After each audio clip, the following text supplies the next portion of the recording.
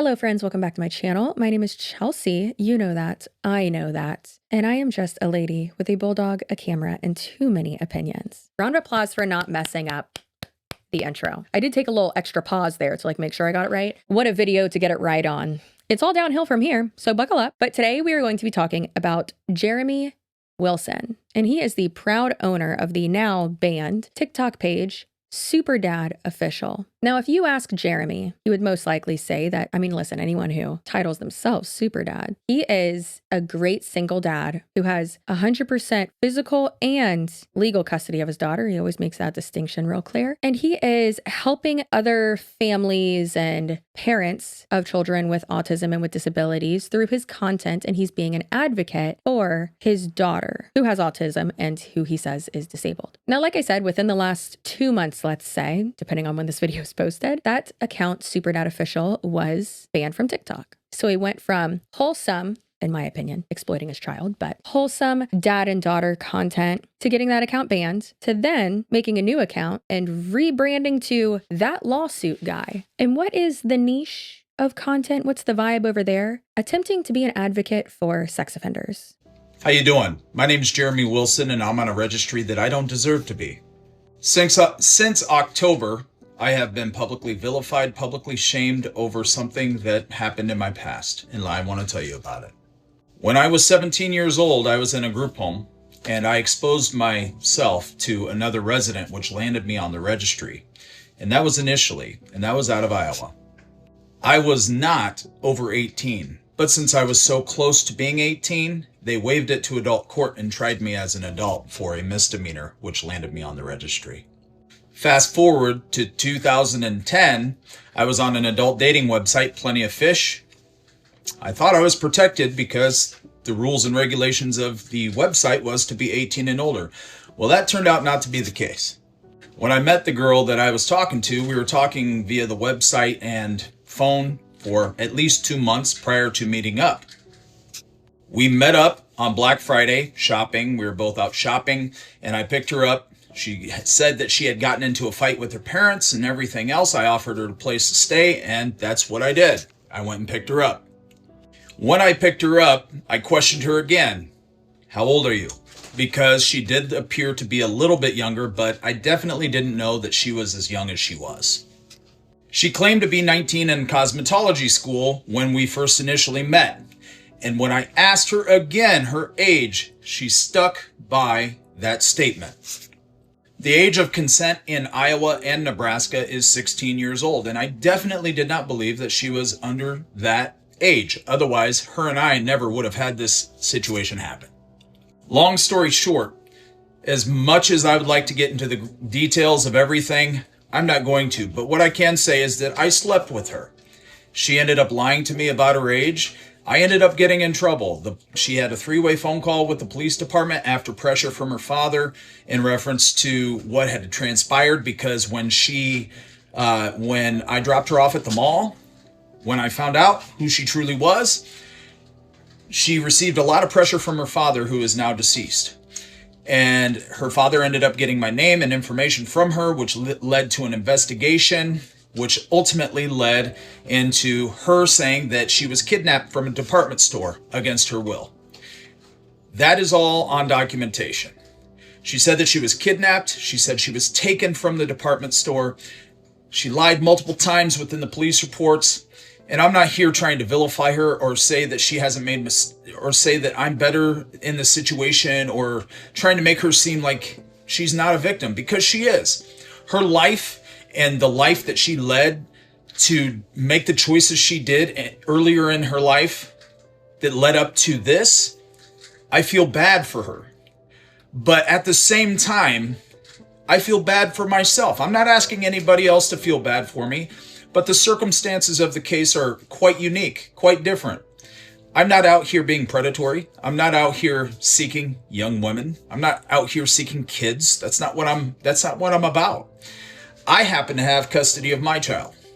Sole, physical, and legal custody. I've had her since she was 2 months old by myself. And now word getting out around the internet, because I do dad content, because I have a special needs child, and I advocate for her, and I've changed my life, and I've done things to reflect and make sure that these things don't happen in the future. We're talking about stuff that happened 15 years ago. I'm not asking for everybody to understand or to see where I'm coming from, but unless you've been in my shoes or have lived something similar to that, there's really no room to talk. I have to live with the consequences of actions of which I didn't know I was making. And that's something I have to live with every day. And that is what it is. But I do advocate for change. I do go within my community to advocate for change. I talk to my lawmakers and I am active in my community. Just because I'm on a list doesn't mean that I don't care. And I'm not going to stop caring because the community here on social media thinks the absolute worst with everybody. I've proven over my social media expenditure, everything that I've done on social media, you guys have taken out of context. Everything has been taken out of context. And granted, maybe it should have been presented differently. But trying to vilify or spin the narrative to be something that it's not is not okay. It's weird. And if it's weird to me, who you think is weird already, what does that say? Me posting the things that I have are not to exploit my daughter. They're to share real life content about real life situations that happens with special needs children. And that's been the sole purpose of all of my content. And that will be the sole purpose of my content moving forward after this video. I will continue to my legal battles in court, and I will continue to hold people accountable because I believe that the law will be on my side when it comes to the accountability that these creators have when they're spinning narratives that vilify people such as myself when they don't know my story, and neither does anybody else here. So now you hear from the horse's mouth instead of hearing it from everybody else that wants to spread their own narrative to this situation. I do not, and I will repeat, I do not condone nor accept anybody reaching out to this young woman. She has a family and kids and everything else. If she wants to reach out to you guys, and that's fine. But please, let her live her life in peace. I don't wish anything bad upon her. She has lived through traumatic experiences just as I have. I'm willing to accept the consequences for what has happened in my life and the decisions that I've made. But I can assure you that the decisions that I have made will never happen again. My name is Jeremy Wilson, and I am on a registry that I don't deserve to be. I am making this statement to address ongoing harassment as well as false statements that are being made about me online. This isn't drama. It's caused real-life harm in many different ways, including for my daughter. People have taken lies and turned them into content for clicks, attention, as well as for monetary gain. They've repeated false claims as facts and spread it like wildfire. This in turn has caused other creators to share that content and amplify the message of which was false to begin with. When false information is spread online, it creates a mob effect.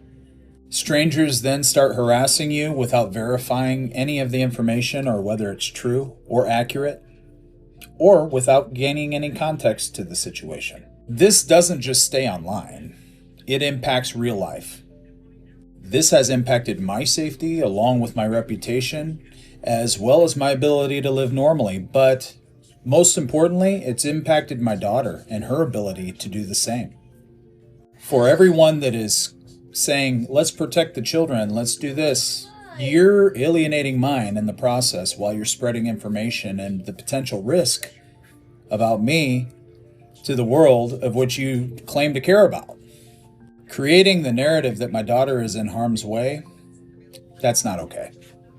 Calling people to contact CPS and report to CPS based off of internet rumors and online shit, that's not okay. The realization is that false CPS narratives, that can really put a child at risk as well as a family through extremely traumatic situations. Here's what I'm doing. I'm documenting absolutely everything. I'm taking down screenshots, screen recordings, names, dates, links, all of that. I'm handling my stuff the right way, and that's through the court system. Accountability creators are not protected by immunity. There are consequences for the things that you post. Defamation, harassment, protective orders, civil damages, just to name a few. Also, after being advised, you guys continue to spread false information, and that can backfire legally as well. So, to anybody watching this, don't join the mob. Verify all the facts before you try or decide that you want to attack somebody because you think you're protected by the internet.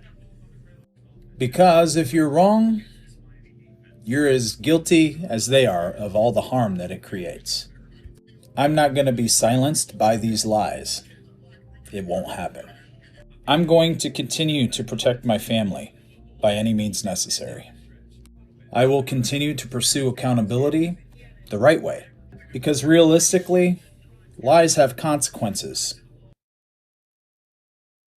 Yeah, no, that's right. Oh, brother, this guy stinks! All right, y'all, stay with me because this is a doozy. So let's hop in our little time machine. Let's go all the way back to what got this man on the sex offender registry, because and I want to be clear because he's gotten mad at some people for saying this wrong, but he is a 3-time charged, 2-time convicted sex offender register. I'm saying it wrong. Oh, brother, this guy stinks. Am I right? I'm right. You don't need to tell me. You know what else stinks? If you could believe it, data brokers selling your personal and private information on the internet without your permission, obviously, to scammers, spammers, and anyone else out there who wants it. Now, legally, do they have to take down your information if you ask them to? Yeah. Do they make it easy? No, they don't. But thanks to the sponsor of today's video, Aura, they can do all of that hard work for you. Aura is all-in-one digital security. Not only do they submit opt-out requests on your behalf to all of these random sites across the interwebs that are posting your information, but also they can give you alerts if your information is found on the dark web, if your information has been leaked in one of those big company data breaches. They have real-time fraud alerts for credit and banking, antivirus, password management, VPN services with over 100 different locations, 24/7 monitoring, and US-based support. But wait, there's more. You can take advantage of a 14-day free trial with Aura by going to aura.com/CCSUAREZ. And Aura will get to work within those 2 weeks to scrub your information from those data broker sites. So don't be exposed on the internet. Keep yourself safe and go to aura.com/CCSUAREZ. Thank you, Aura, for sponsoring this video. And thank you to you guys for continuously supporting my sponsors. Also, just a quick disclaimer. Okay, ready for the disclaimer? Lights.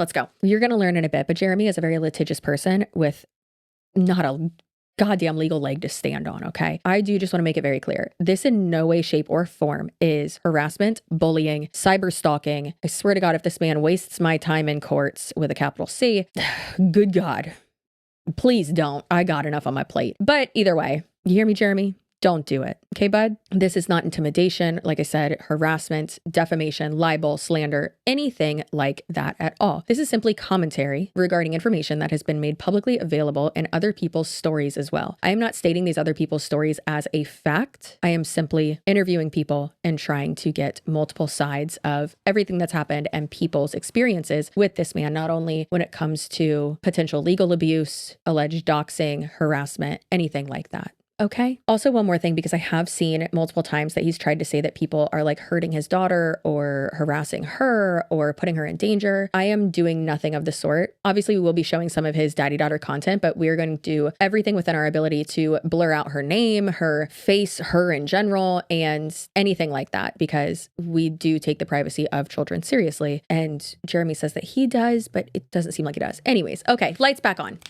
Thank you. So like I said, let's go ahead and jump in our little time machine and take a little trip down memory lane. It's like I'm the ghost of sex offender past. I don't want that assignment. No, thank you. But guess what? Hop in, we're going. So let's figure out exactly how he got on that registry that, in my opinion, he absolutely should be on. Okay. Now, when searching the Iowa state's website, Nebraska state website, multiple other states, this man has the most charges I have ever seen of anyone in my life. Now, keep in mind, not all of them were convictions. Many of them were dismissed, but still, that's a lot. And I really think that it's a pattern of behavior, some could say. So let's go ahead and get into it. So February 27th, 2003, this case was dismissed, but it was for the offense of use or possession of drug paraphernalia. May 29th, 2003, again, this was dismissed. This was for the offense of assault with intent of sexual abuse, no injury. And also May 29th, 2003, also dismissed. And that's the same case ID, just another charge with it, but that is assault, violation of individual rights. And again, that one was dismissed. April 25th, 2003, another one that was dismissed, disorderly conduct, fighting, or violent behavior.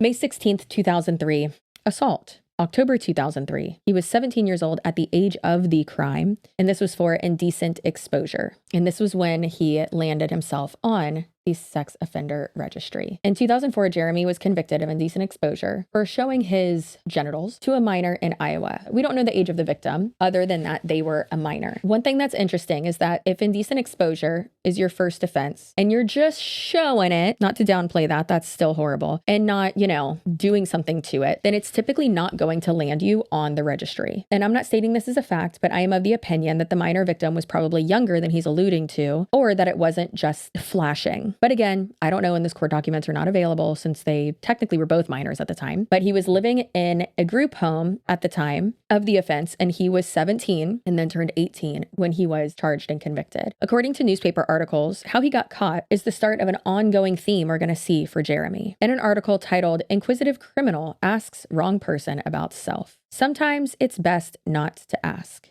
Jeremy R. Wilson, 18, was arrested after he approached a Council Bluffs police officer Thursday morning and asked him what the computer in the officer's patrol car could tell him about himself. He gave the officer his name and date of birth, and the officer entered the information into the computer. And the computer showed that Wilson, who police said was a transient, was wanted on a Palo Alto County warrant for indecent exposure. He was arrested and taken to county jail. I have so many questions about that. I mean, just the first one, I guess not even the first one, just a question. Jeremy, why were you in a group home at 17? I got lots of questions about that. Very interested to know. Very curious, might I rephrase.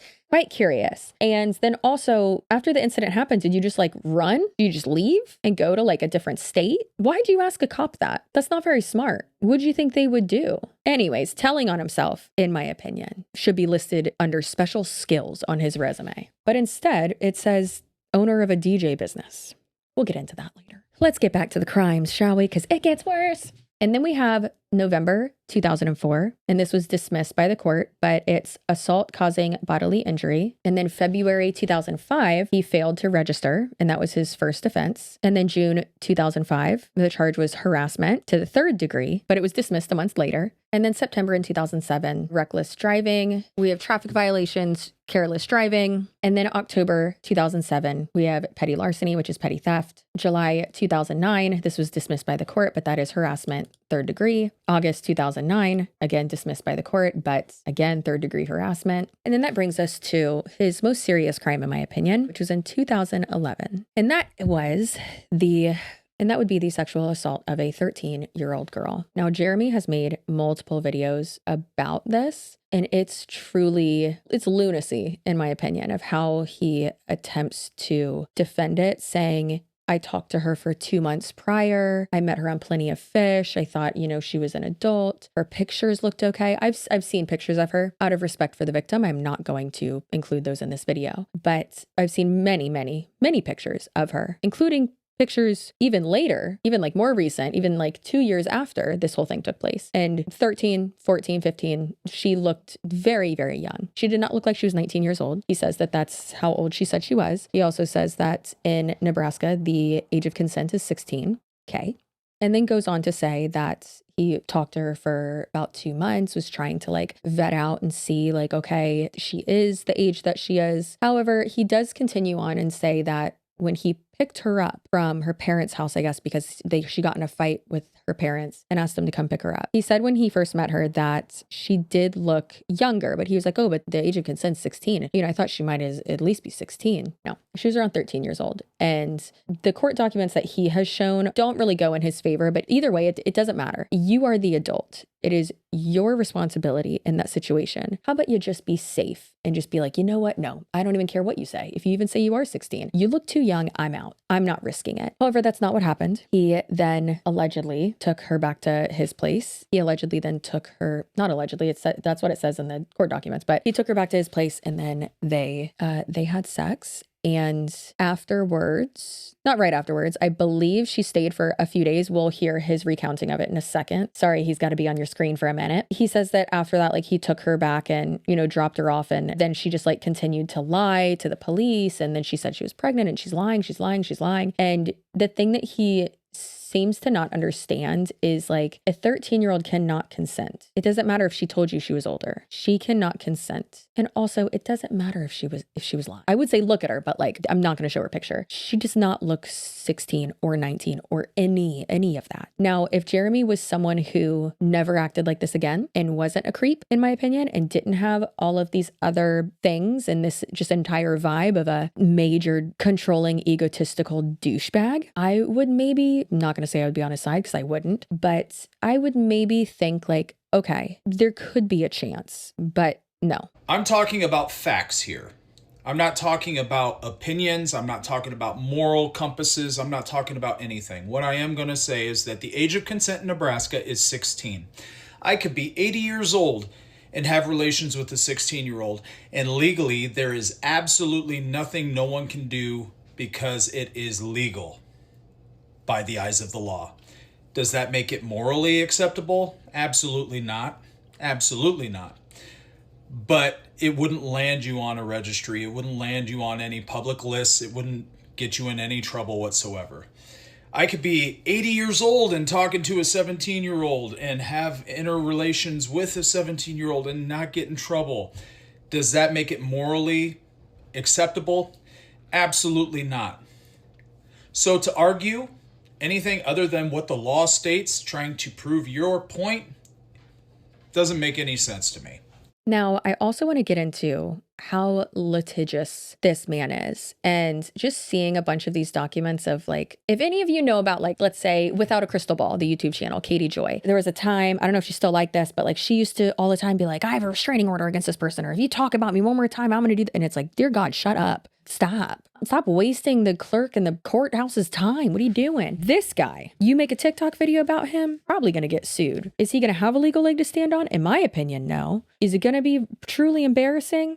Yeah. Am I going to make a video about it? Absolutely. Also, pardon me, before we get into that, I forgot one more charge. There was another theft charge that was dismissed on May 15th, 2004. Also, just want to say that it is important to note when something is dismissed by the court and then when something is dismissed because like the other party has decided to like dismiss the complaint or something, right? So I do think that that is important. So all the ones with harassment or the ones with like assault, some of them were dismissed by the courts and then some were dismissed. And like, I assume the potential victim decided maybe, and we see this a lot, but potential victim was like, maybe I don't want to deal with this. I mean, like we see that a lot, that it's just easier to just move on, unfortunately. Okay, this is my favorite. On September 11th, 2016, Jeremy filed a petition and affidavit to obtain a harassment protection order. On Jeremy's statement, he said that a woman by the name of Story Johnson contacted a client, Skinny Bones, with no legitimate business, impinging his right to liberty and the pursuit of happiness, causing him to lose this contract. September 21st, 2016, Story contacted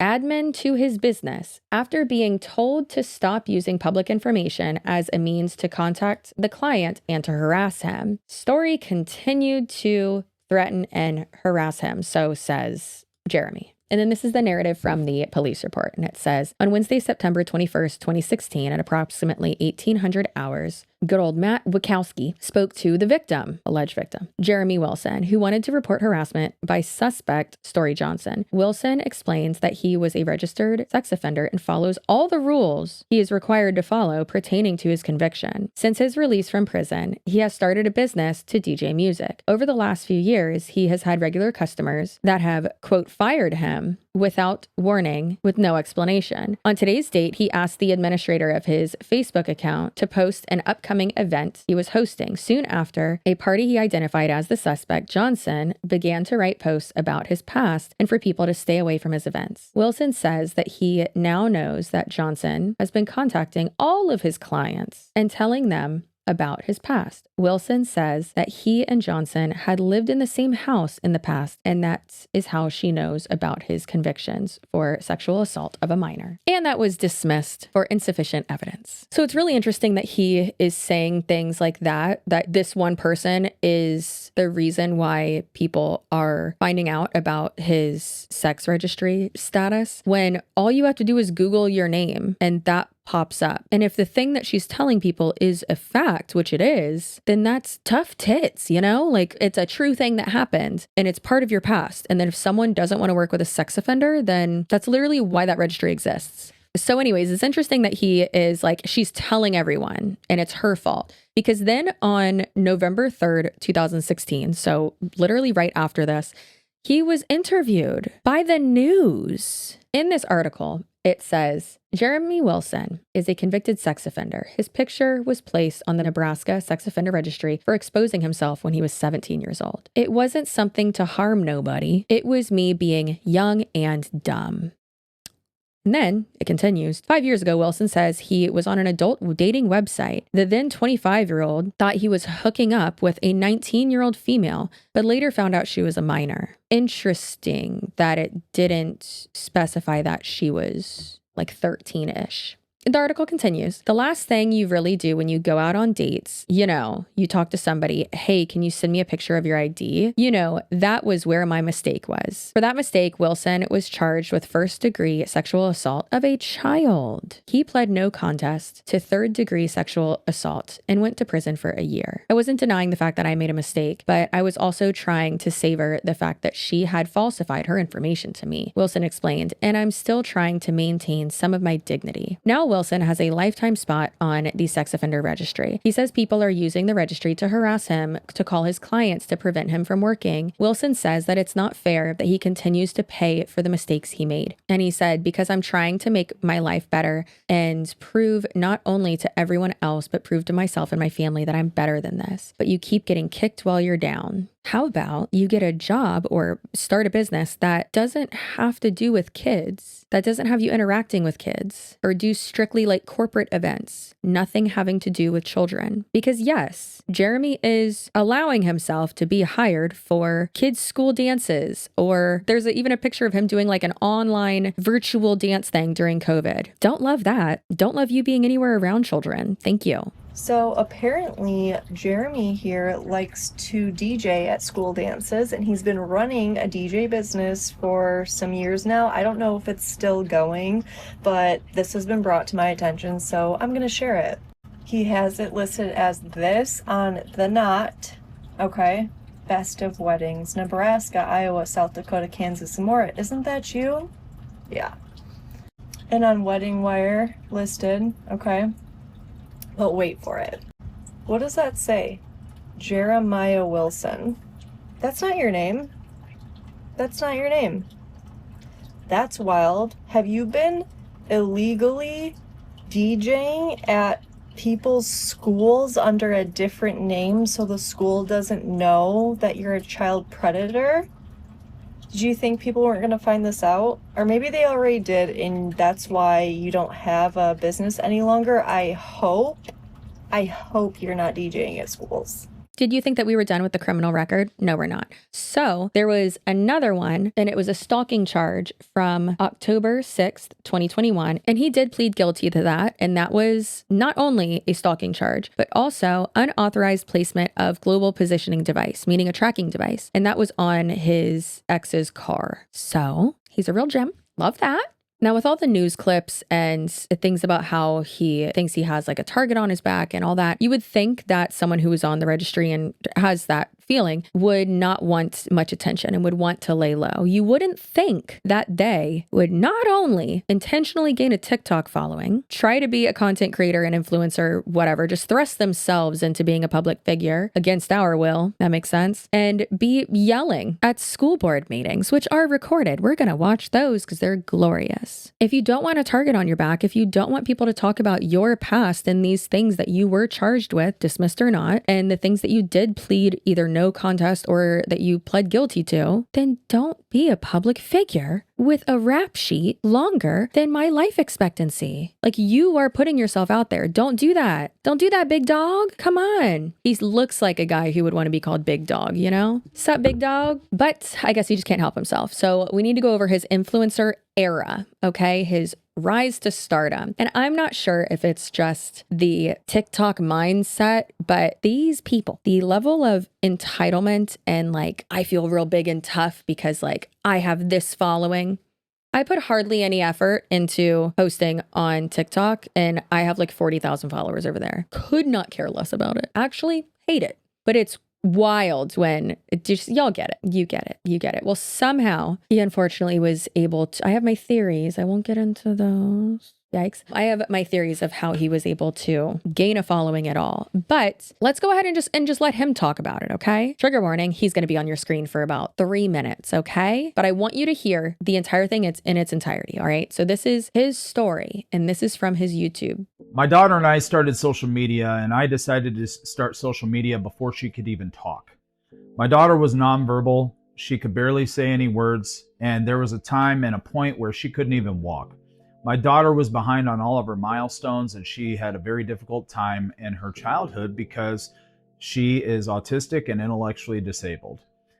As of 2025, I officially got those diagnoses because she was able to complete the actual process of which she needed to complete to get the diagnosis.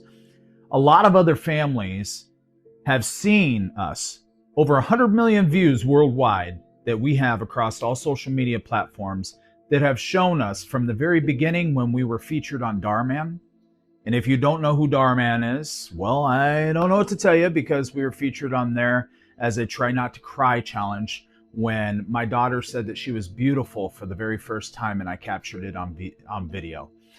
From going viral because I became a single dad because I went through divorce. I was going through divorce and her biological mother doesn't want anything to do with her. She claims she does, but she doesn't show it through action. So I express myself on social media because there's other people out there and other dads and other just individuals out there that go through these things. And it's not talked about enough from a man's perspective. So when I talk about it, it becomes an issue or it becomes debatable or it becomes, something that it doesn't need to be. And that's here nor there. I'm going to continue to do what I'm doing, and I'm going to do it loudly. I'm going to do it proudly, because back when I first started social media, before we blew up, before things got crazy and hectic, I earned this shit. I earned this body. I'm going to continue to earn every bit of it every day. Why? Because I've changed my life. I've changed my mindset. I went from over 40% body fat, almost in a diabetic coma because my blood sugar was over 600 and my A1C was over 15. Anybody in the medical field knows exactly what it takes to just change that.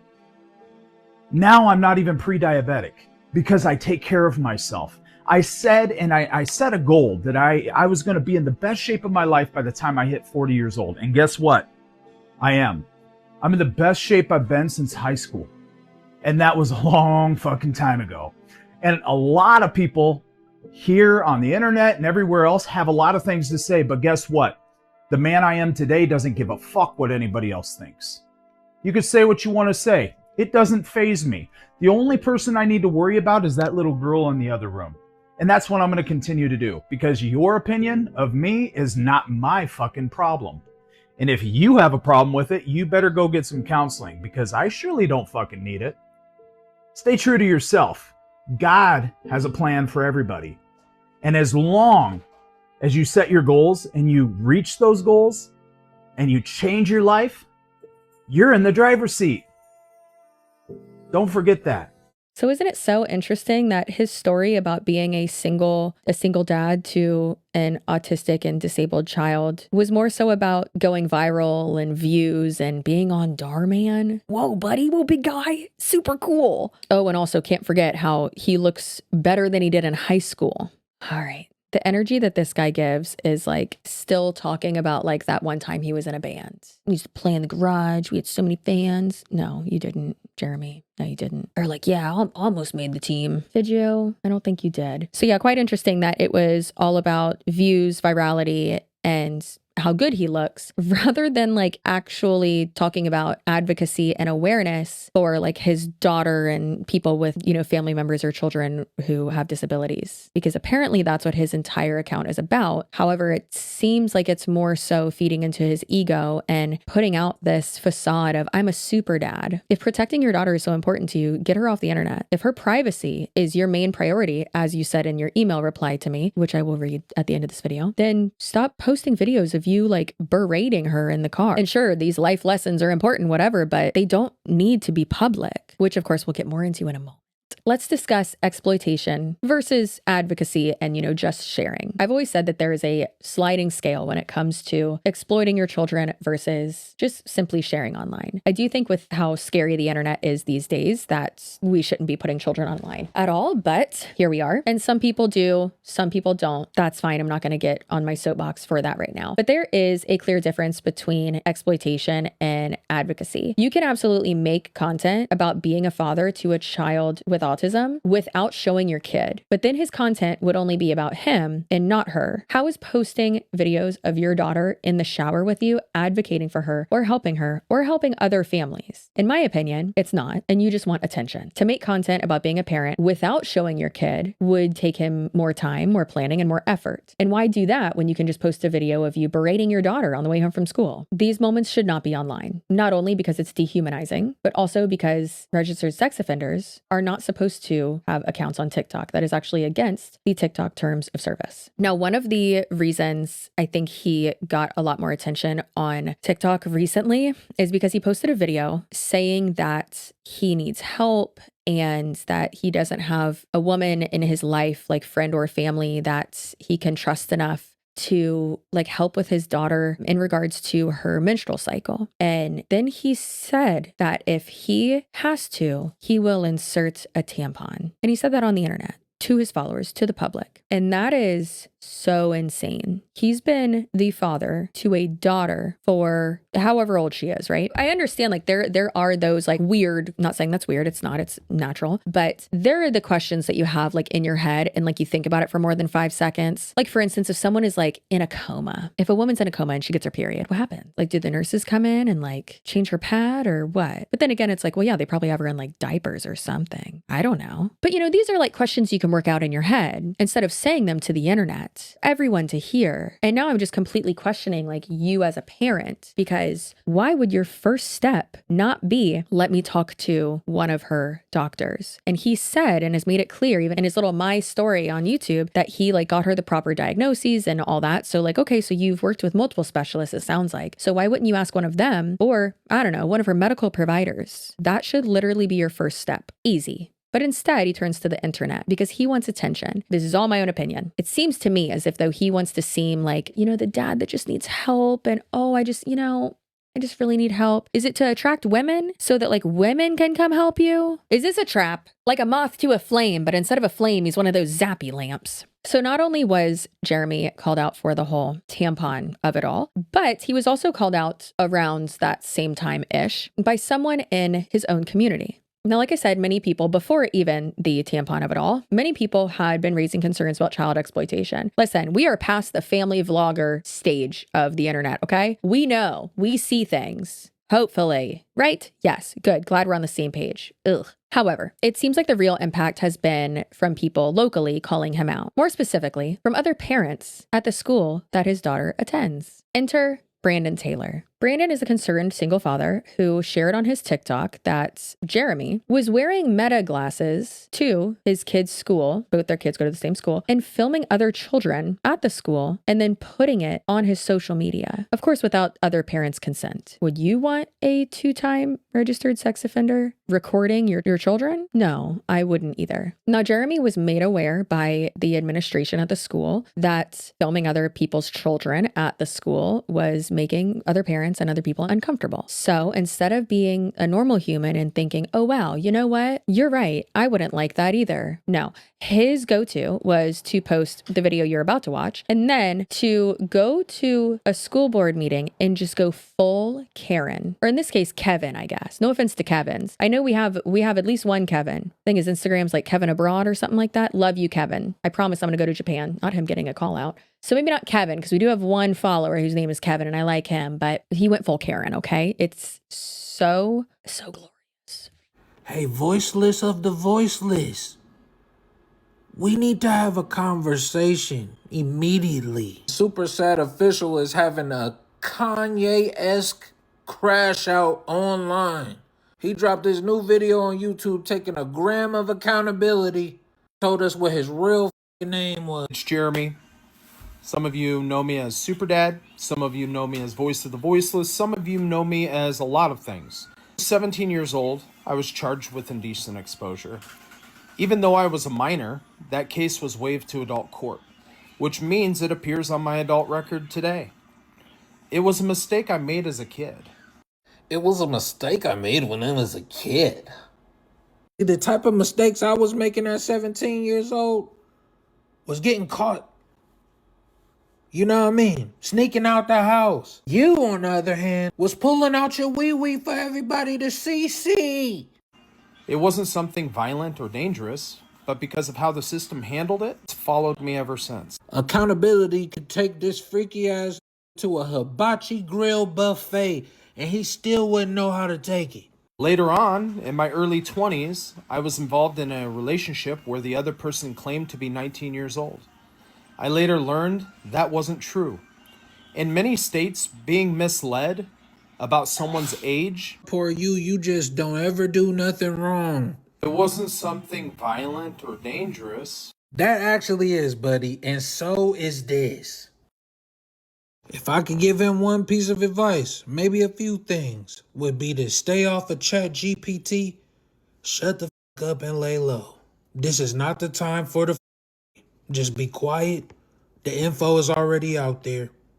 You acted a fool enough, and now, guess what's happening? When Jeremy's ego got in the way and he was shut down by the school board, his response was, in my opinion, to vaguely threaten them by insinuating that they would be receiving backlash on social media regarding their interaction with him and treatment of him. That's not what happened, though. Can you please provide your name and address? My apologies. I request a waiver in reference to that.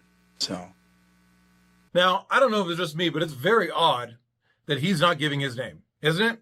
Very strange. Just give your name. They already have it. They just said it before you came up.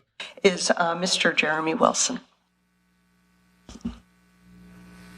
Why won't you just give your name? Well, it's time to meet another character. His name is Brendan, and he has been documenting Jeremy's actions diligently because he has a kid that also goes to that school. And this father has uncovered a lot about Jeremy. Everybody up there on that panel already knows who you are, buddy.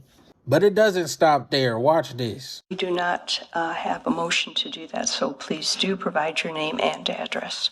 I'm not going to provide that for you today. I should be able to speak freely without providing that information per my request. And if you refuse, then, I mean, that's your prerogative, but I specifically asked to keep that off the record for this testimony. Oh, did you? Why did you do that? I'm curious. Like, and then also, who the f do you think you are, bruh? You don't run okay? I'm sorry, public comment is reserved for people that give their name and address unless waived as approved by the board, and the board has not approved that waiver. So if you want to give public comment, then you should give your name, spell it, and give your address, please. Again, as you have in the past. I don't think that's appropriate for this. Jeremy, it's almost like you saw the future or something. Like you just knew I was gonna get on your ass. Is that why? I don't know. Let's keep watching, man. This entertaining, man. I don't think that decision is appropriate, and you guys are clearly not taking into consideration what I put on. I just want to confirm you are not going to do it. So then public comment is over and we'll move on to the consent agenda. Do you want to give your name and address or not? If you're refusing to hear me as somebody a part of this public. Okay, we're not going to engage in a conversation. You have an opportunity to give us your name and address and proceed with your comments. Otherwise, I'll have to ask that you let us proceed with our board meeting. So due to the matter that this is public record, everybody that did vote against this. I'm sorry, is this part of your public comments? No, Okay, then we're done. If you're not, would you please escort? Give me a second. No, would you please escort this gentleman from the room? Thank you very much. And turn his mic off. Jeremy Wilson, Wilson. And my address. I'm sorry, that's not the address that was on the sheet.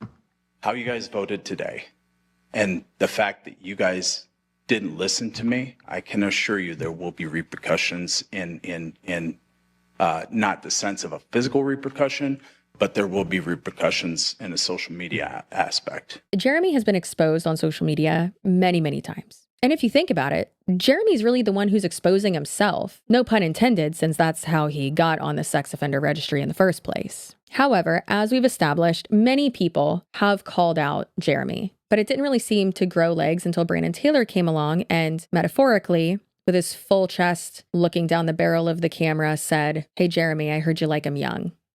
How has this affected you with like his retaliation of you calling him out? Do you see him at like school line pickup or what? I never see him. I know that according to the school, he's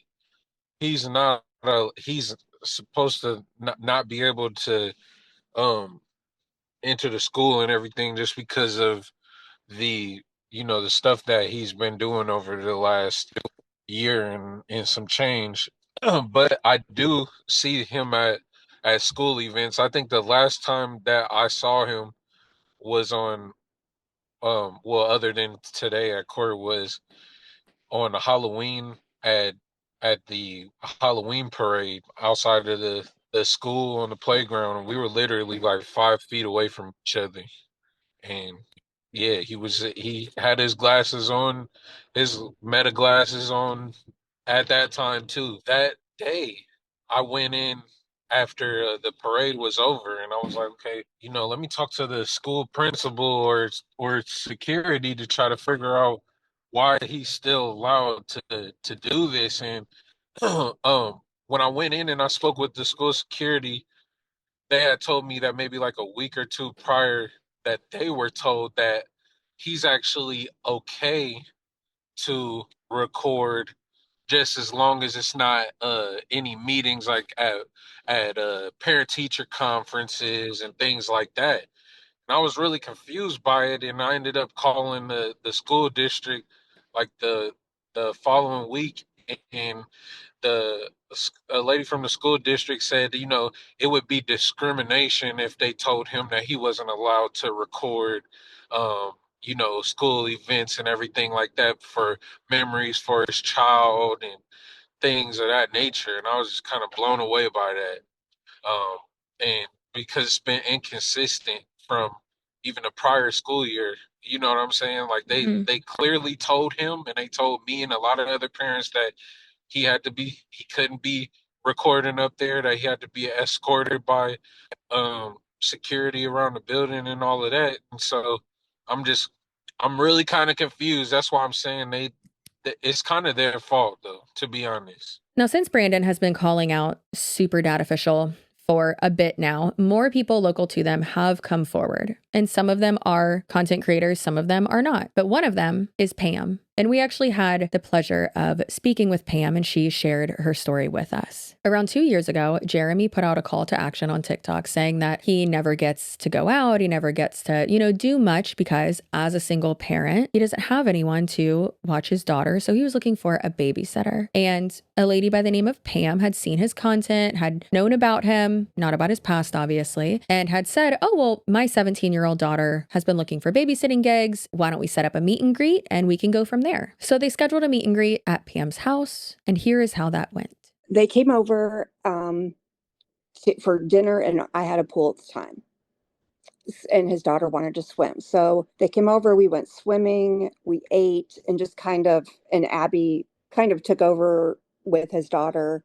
My house at the time was very open floor plan. So kitchen, dining area, and family room were all one big area. And then at one point we went downstairs where I had like a movie theater room. So I was very present the entire time. Also, the whole time having just that sick feeling where, how do I get this person out of my house? But I don't want to be rude, because what if he's not a creep and then I look horrible? You just don't know how to get somebody out of your house politely. At one point, it was that they were getting ready to leave, and his daughter, who was nonverbal at the time, and she was probably 5 or 6 years old, had behaviors that really concerned me. Like she would just stand and urinate. The whole interaction, it was like watching a movie almost. He used to make videos, here's an example, of braiding his daughter's hair. That was like part of a lot of his content. And he wanted to braid my daughter's hair. And I'm like, oh my God.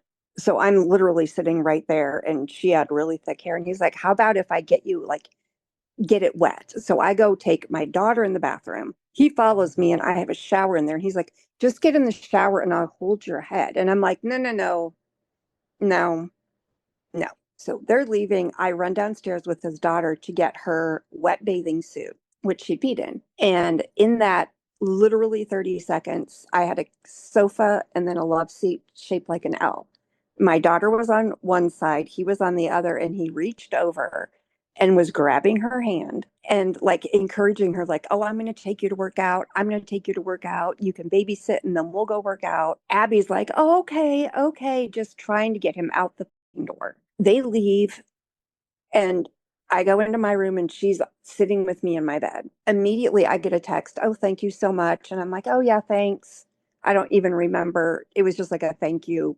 Cool to meet you, whatever. And they had set up to babysit for the next day, but I was like, but you'll do it here at my house. It was never going to happen. Absolutely not. So I'm getting this text from him, and then Abby gets a text from him because he had her number to babysit. I'm like, well, that's odd. And it was just, he was like texting both of us simultaneously.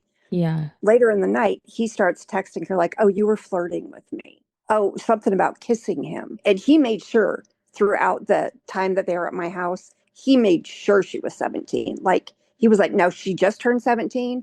Oh, she's 17. And I'm like, dude, for the fourth time, she's 17. Yeah. It didn't occur to me that that was the legal age. Yeah. And how old was he at this time? This was 2.5 years ago. Oh, wow. Okay. It was in August of 2023. We called the cops. They came out.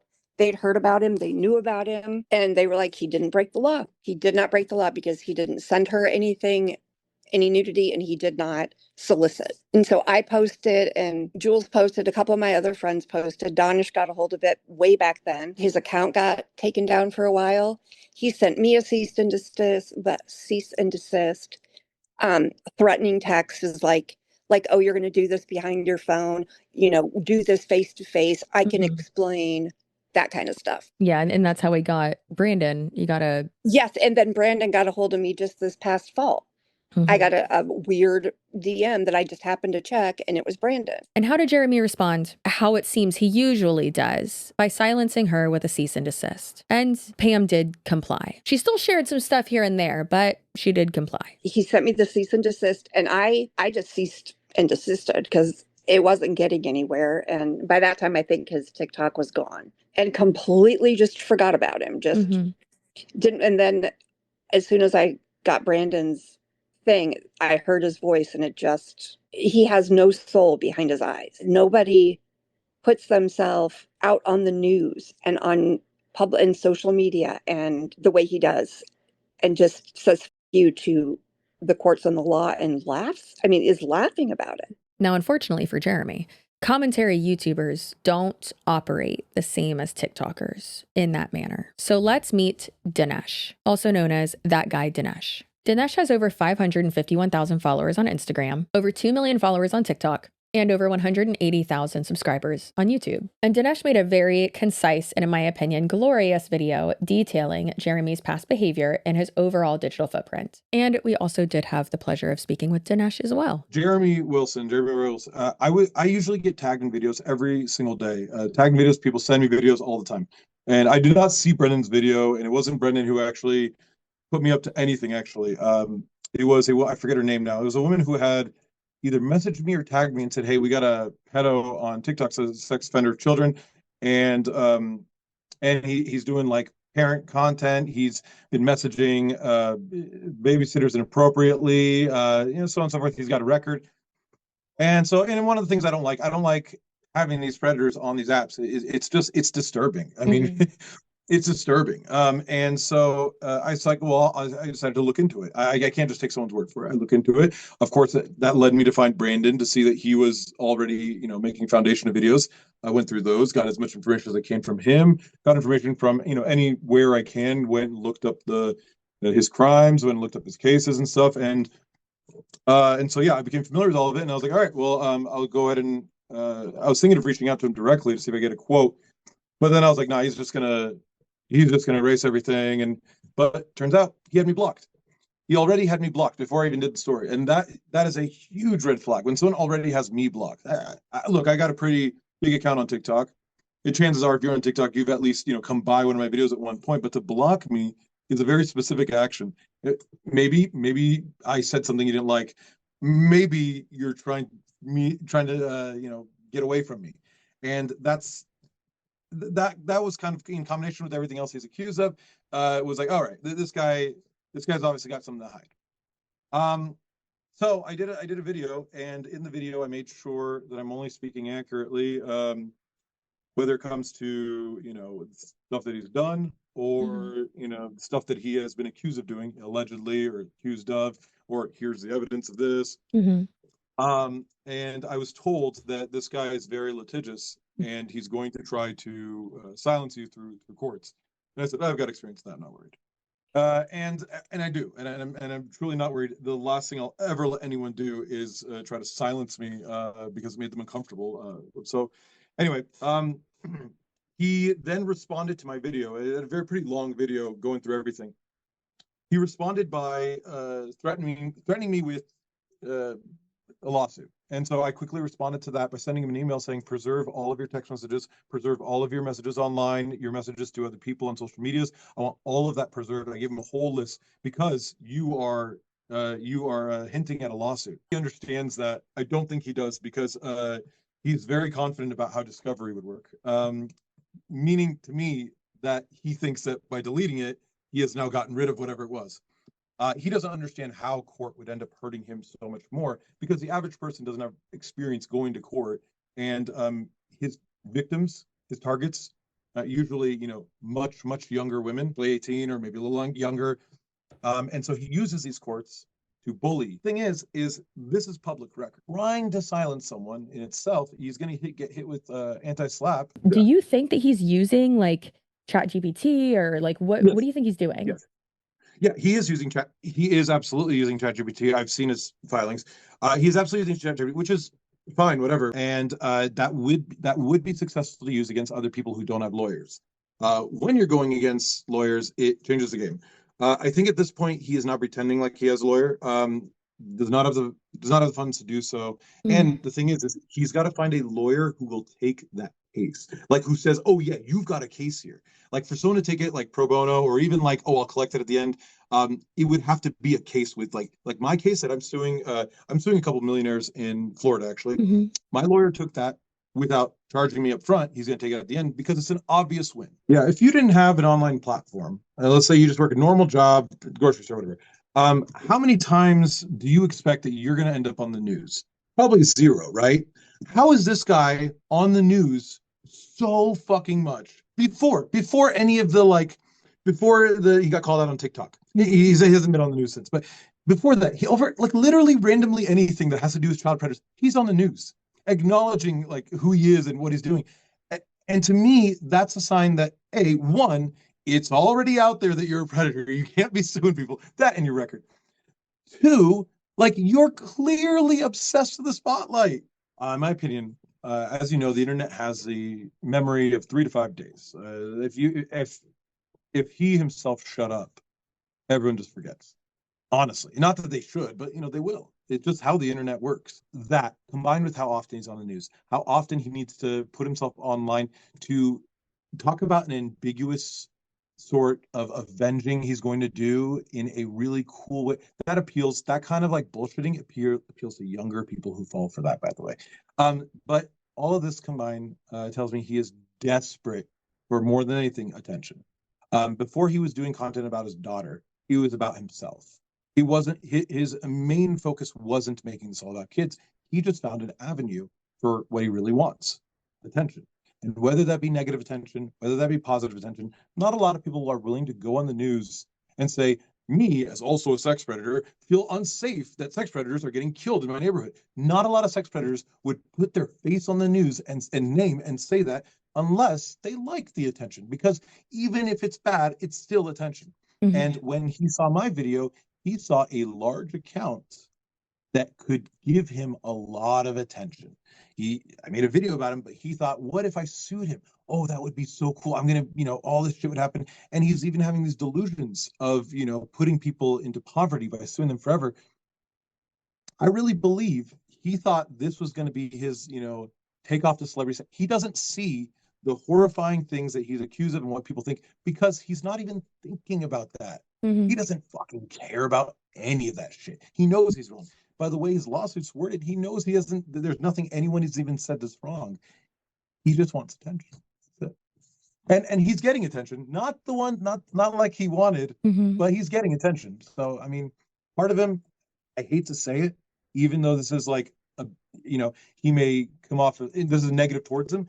Part of him is enjoying all of this. Even this right here. Now, as Dinesh mentioned in his video and then also in the interview with me, Jeremy is suing him. He's also suing Brandon. Now, what would you think would be Jeremy's response to these two people making videos about him and it getting quite a lot of attention? No, yeah, you're right. So, of course, yes, this person who's, in my opinion, a bully and pretty litigious for no good reason. He's done protection orders, he's done harassment, he's sued them for libel and defamation and all that. And I was able to speak to both of them about that. So let's hear a bit about what they could say about those proceedings. Was his case against you dismissed? Today, there was a hearing for, he filed a motion to reconsider in a motion for default judgment. What happened was, it was kind of unclear because the judge, I'm not gonna lie to you, he was just so over it with this guy.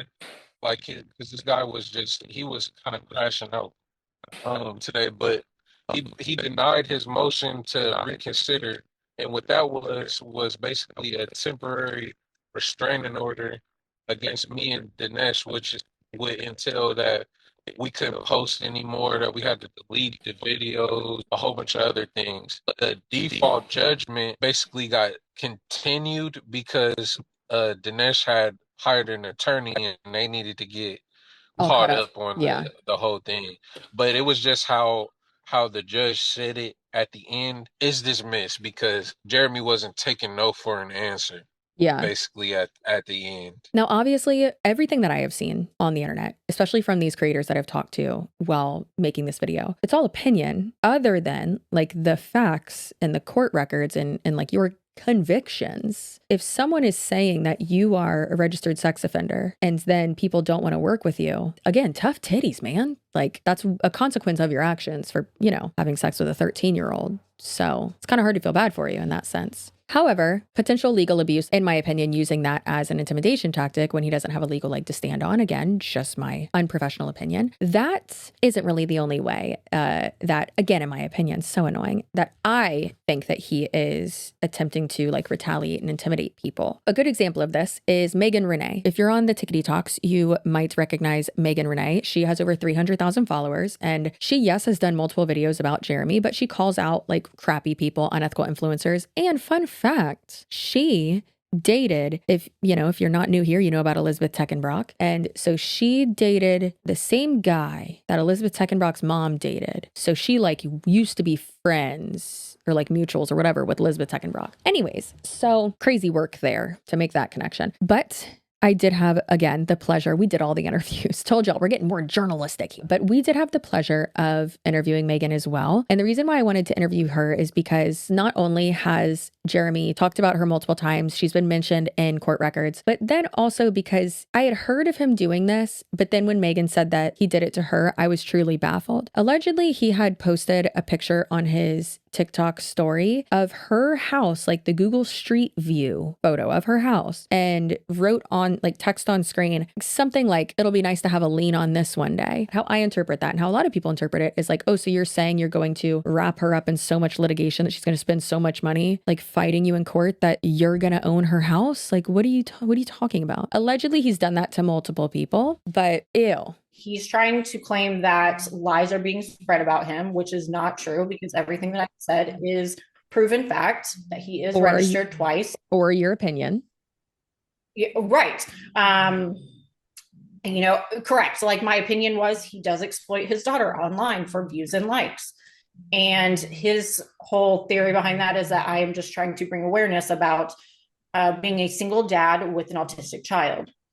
You can do those things without showing your child. However, when you are doing child exploitation, but you are also a registered sex offender, that's where people are going to find a big issue with that. Mm-hmm. Someone had commented the whole tampon video. And so I made a video and said, hey, like, if you guys find this video, like, I'd like to see it because I can't find it anywhere, obviously, because his account had been deleted. So of course, it was sent to me. And sure enough, like he says the most inappropriate things in the most inappropriate way.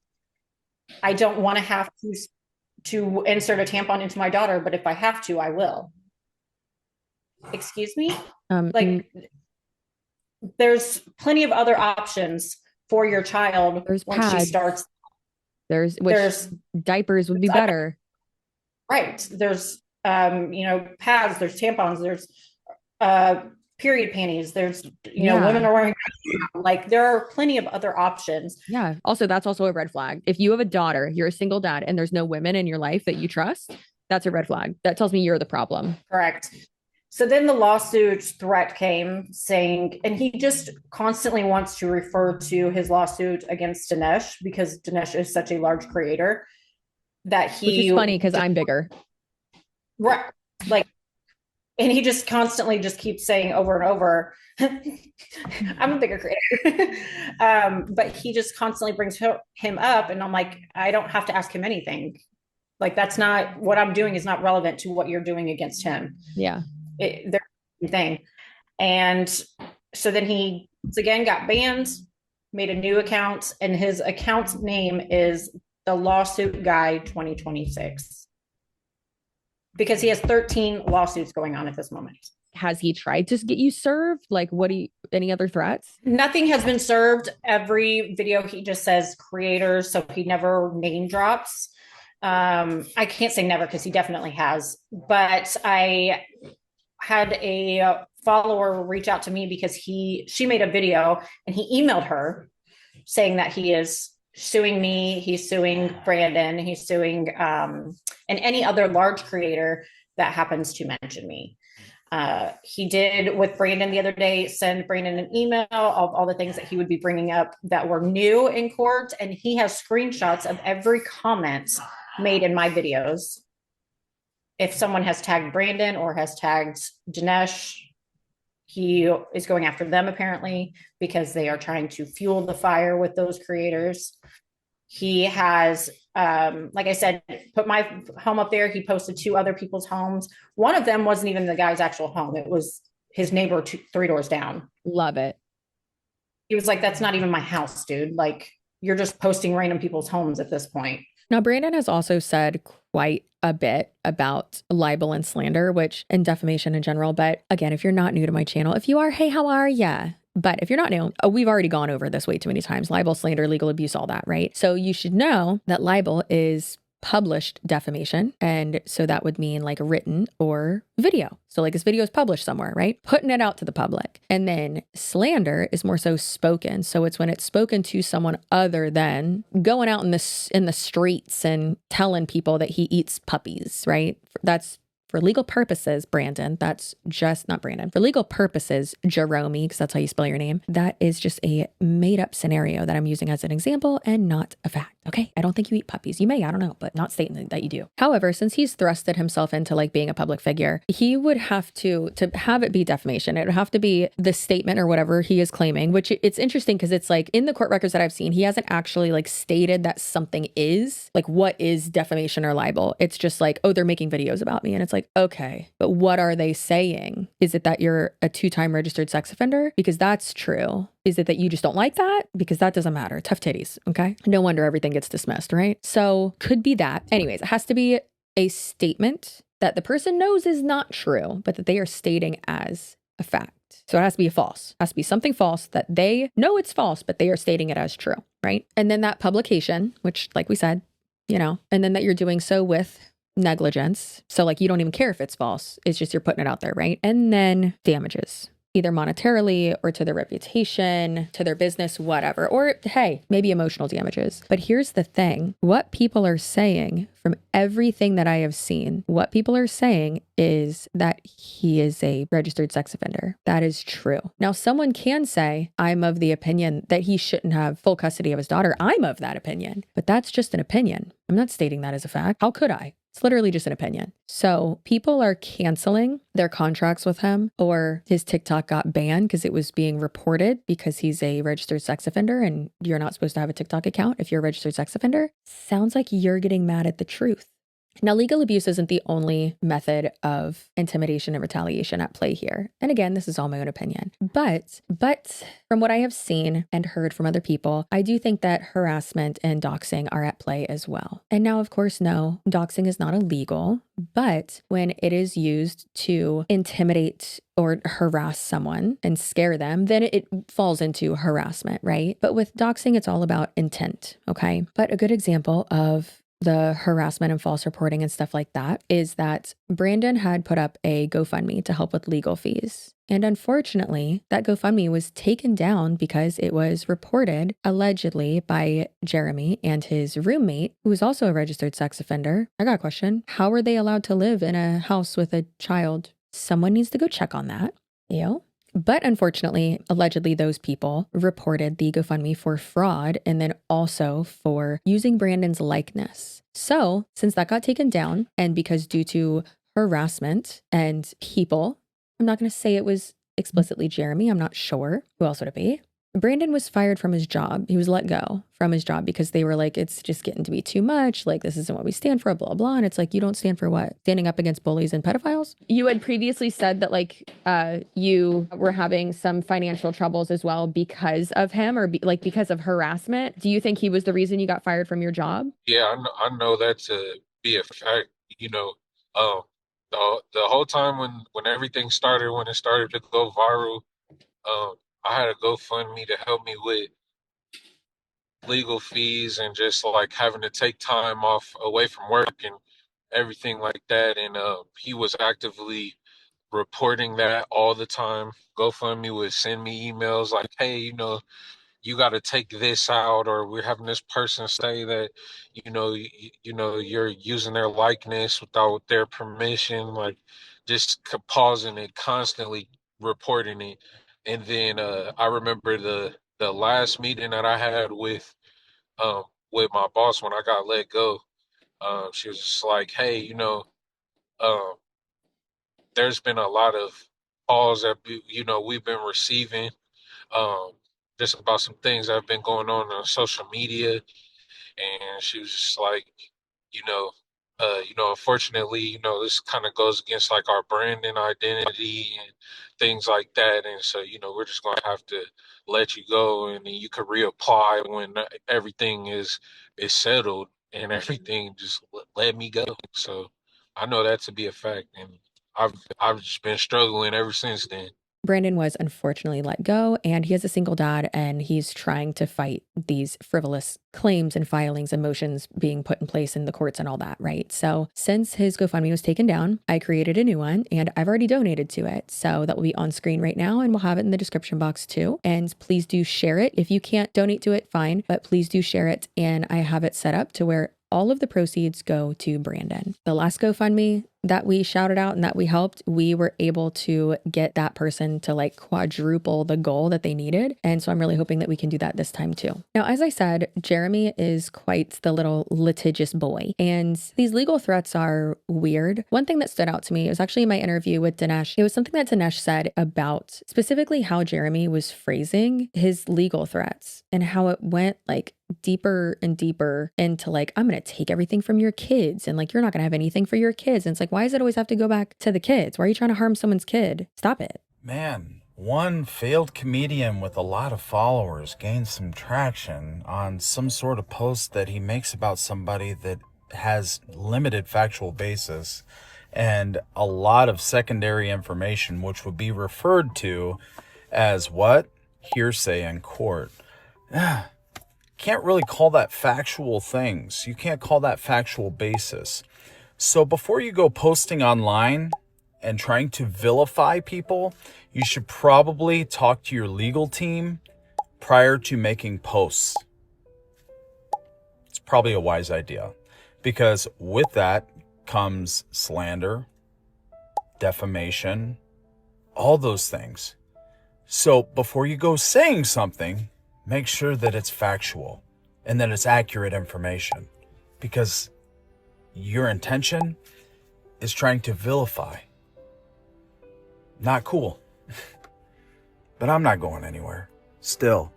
I'm still here. And guess what? I'll be here again and again. This is not my first account that has gone viral. Jeremy, you're going to find out soon that I'm not some 18-year-old girl who's never navigated the court systems before. It's a lot different when you're dealing with other adults. I understand what you're saying. You're telling me to expect some sort of foreseeable litigation. Well, that's fine. On that note, consider this a formal preservation request. Please do not delete any DMs on any social media platforms. Do not delete text messages. Do not, and if you have deleted any of them, please provide that. Any sort of group chats, video messaging, media messages, any of that, preserve all of it. Also, the metadata as well, because I believe that you will be trying to destroy them. In case you don't see this video because you have me blocked, I'll send you a formal email stating the same. Thank you.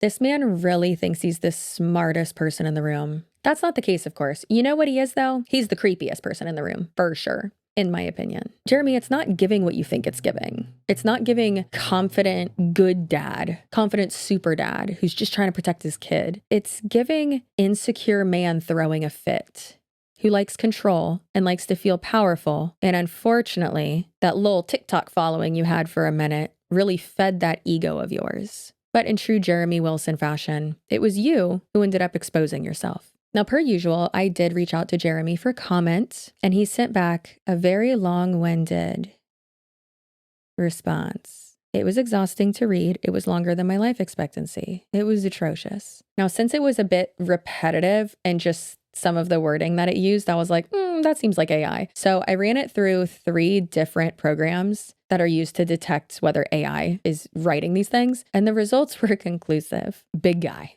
big dog.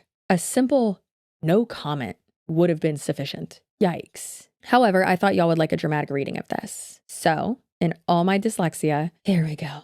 I emailed him and said, hello, Jeremy. My name is Chelsea CCSUAREZ. I am a content creator and independent journalist working on a piece examining online child advocacy content and the concerns raised by members of the public. I'm reaching out to offer you the opportunity to provide an official statement regarding several matters that are currently circulating publicly and that I am reviewing as part of this coverage. Specifically, I'm requesting comment on the following: public records indicating your placement on a sex offender registry stemming from multiple past incidents, alleged legal abuse used to intimidate and silence those who share their opinions about you on social media, your repeated banned accounts and re-entries on TikTok under new usernames, your role as the custodial parent of a minor child with disabilities, and the nature of the content involving her that is shared publicly, allegations from multiple individuals that they were doxxed after raising concerns, including the posting of private information and images of personal residences, concerns raised regarding individuals residing in your household and their backgrounds as discussed in publicly accessible forums. To be clear, I am referencing information that is already publicly available and widely discussed online. This email is being sent to give you the opportunity to respond, clarify, or provide context in your own words. If you would like to submit a statement, please respond by January 27th, which he did this morning at 8 a.m. If I do not hear back from you at that time, I will note that you were contacted and denied and declined to comment. Please keep any response factual and relevant to the points above. Thank you for your time. Now, typically, someone would respond with just copying and pasting the bullet points and just filling in. A lot of times that's what people do. Dear God. Another reason why I think that this is just ChatGPT regurgitated is because it repeats a lot of the words that I used. And that's what ChatGPT will do a lot of the time, is that it will pull from, how do I respond to this email? It will pull the verbiage, so to speak, from that original email and kind of mirror it-ish. Anyways, he said, Chelsea, due to ongoing and active litigation in both state and federal courts, I am not able to provide comment on many of the matters you reference, nor can I litigate allegations or narratives through media or social platforms. I categorically deny any suggestion that I engage in harassment, intimidation, or unlawful conduct. Any claims to the contrary are inaccurate, misleading, taken out of context, or are currently being addressed through appropriate legal channels. I must also note that the manner in which your inquiry is framed as a series of asserted allegations rather than neutral, open-ended questions does not reflect a request originating from a position of journalistic neutrality. Well, big dog, you had sex with a 13-year-old girl when you were 25. So I'm going to go ahead and tell you where I think you belong. Feet first sliding into an active volcano, and that's just me speaking in a hyperbolic manner. That's not a threat. I don't have an active volcano. Where would I even get one? Where would I start? So unfortunately, no, I am not neutral in this situation. Anyways, but I did give him the chance to talk about it, so whatever. As a result, I am limiting my response to this written statement and declining to engage in point-by-point commentary. However, he continues for about 4 more paragraphs. It should have just stopped there. Could have just ignored it. Nope, keeps going. Further, please don't go further. Many of the topics you reference concern private family matters, ongoing court proceedings, and issues that are not matters of public concern or public accountability, but you're making it public and you're posting publicly on the internet. So you're involving the public. So yes, it does involve the public now. Weird. Anyways, these are not appropriate subjects for speculative commentary, online amplification, or character-based scrutiny outside of formal legal processes. I can actually give my opinion on whatever I want because, hey, free speech. I don't know if you know that. Listen, our country might be going downhill, but we still got free speech. So don't tell me what to do. How about that? But also, who's talking about family matters? Sir? Ongoing court proceedings are not appropriate subjects for speculative commentary? Yeah? Yeah, they are? What are you talking about? Additionally, identifying oneself as a reporter or journalist does not provide license to publish false, misleading, or defamatory statements under the guise of public record. What does that mean? It's not like the public record says that what?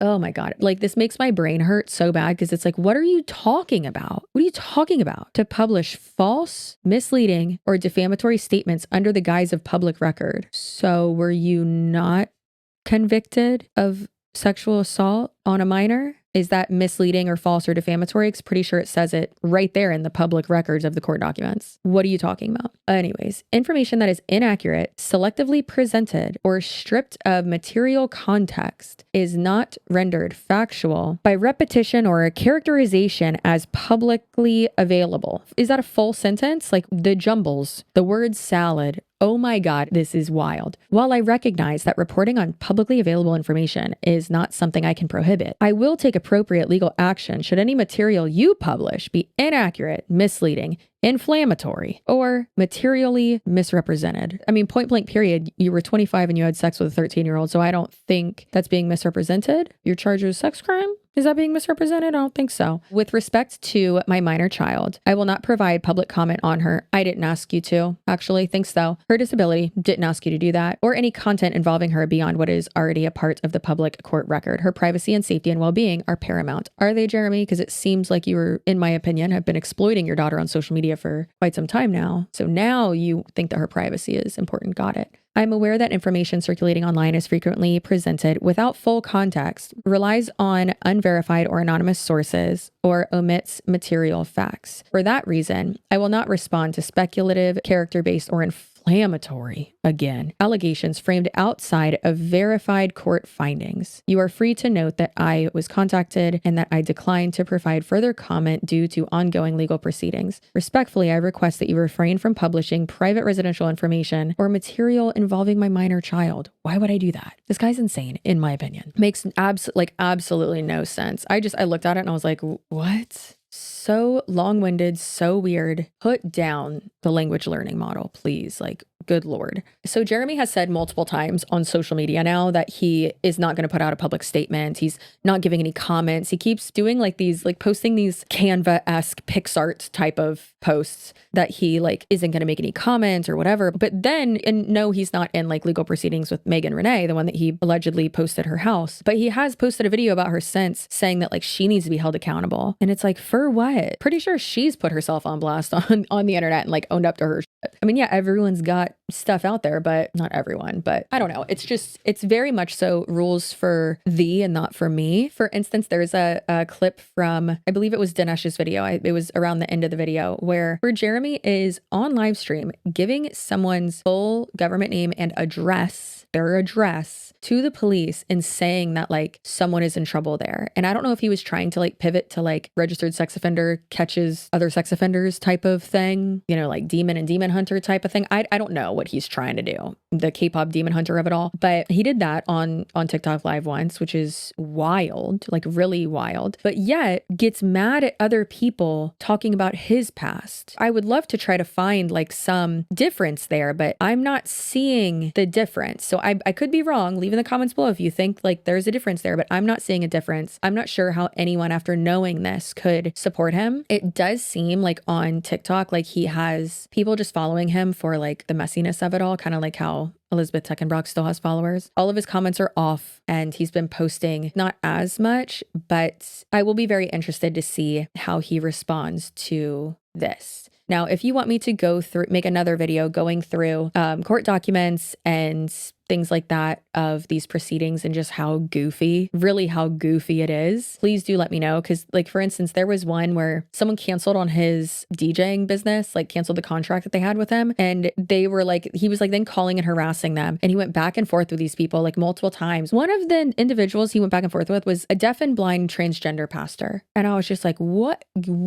is going on? Like, girl, it was crazy. It was really crazy. It got dropped though, of course. But yeah, just kept going back and forth over and over again. It seems like almost every single person this guy dates has filed something against him or he has against them and has just said like he's a horrible human being. There's even a Facebook comment from a mother of an alleged ex-girlfriend who's like, yeah, thank God my daughter got away from this guy. He's horrible and abusive and all that. And of course, we don't know if that's true, but in my opinion, there's a pattern of behavior that like I wouldn't want to be alone in a room with this guy. I did have someone reach out to me, but there wasn't a way for me to really verify any of the things that she told me. But I did have someone reach out to me and tell me a pretty horrific story about him. So maybe in another video, if she actually wants to do like an on-camera interview, I will do that, but gross. As I said a billion times in this video, all of this is just my own opinion regarding information that is in court proceedings and my understanding of those court documents. And I'm not saying to go harass anyone. I'm not saying to flood his like Google ratings or whatever with like negative reviews. Also, don't do that anyways if you haven't used a service or done. That's weird. Don't do that. But yeah, please don't engage with him. I don't want anyone to be subjected to AI slop.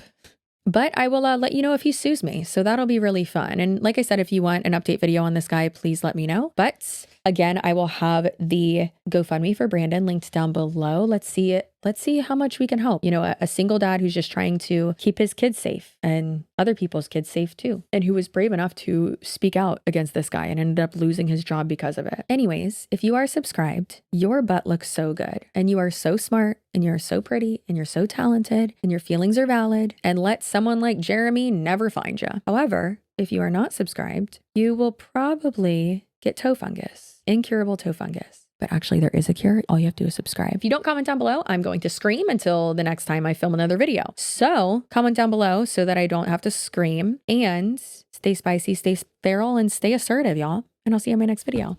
Goodbye.